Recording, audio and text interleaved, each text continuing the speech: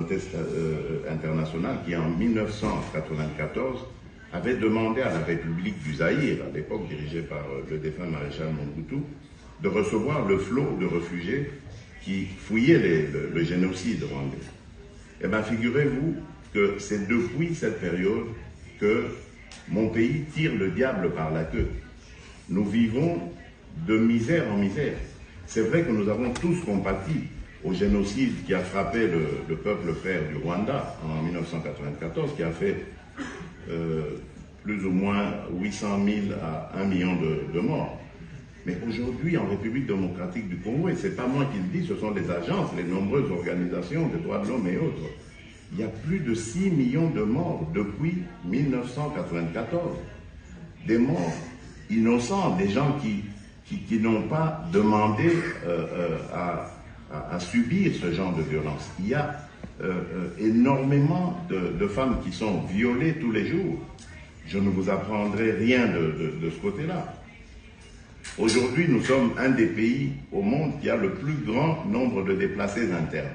Vous savez que les déplacés internes, leur situation est beaucoup plus dramatique que ceux qui se déplacent, qui vont dans des pays étrangers, parce que là, il y a au moins des structures d'accueil. Ici, nous n'étions pas préparés à recevoir ces flux de population qui viennent parfois de manière brutale, inattendue, impromptue, et nous devons faire face à tout ça. Mais que peut faire la communauté internationale de manière réaliste?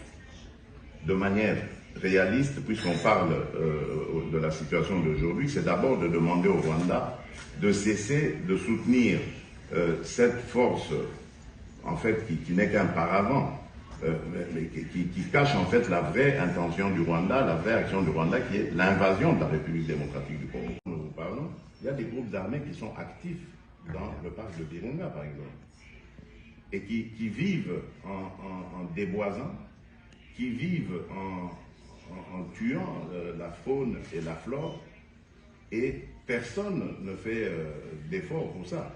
Lorsque nous parlons, nous, d'exploiter, de mettre nos ressources en valeur pour avoir justement les moyens et pouvoir proposer des solutions, la sécurité par exemple dans nos parcs, des solutions alternatives à la déforestation par nos populations.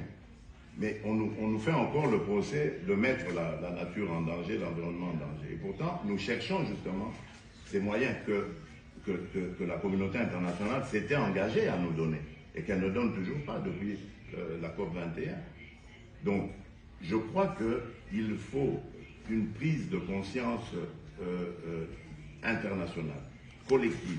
Il faut que tout le monde comprenne que les forêts sont certes celles de la République démocratique du Congo, on en a 60% de tout le bassin du Congo, mais que c'est un patrimoine mondial aujourd'hui et que c'est au monde de le préserver. Aujourd'hui, à cause évidemment de la destruction en Amazonie, le bassin du Congo est devenu le premier poumon mondial.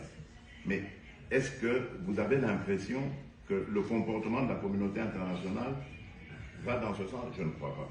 Donc moi, je pense que nous avons intérêt à tous nous mobiliser. Ce n'est pas de l'argent qu'on va donner à Félix Tshisekedi, au président de la République démocratique du Congo, c'est de l'argent qui va nous permettre, ce sont des moyens qui vont nous permettre de préserver notre planète.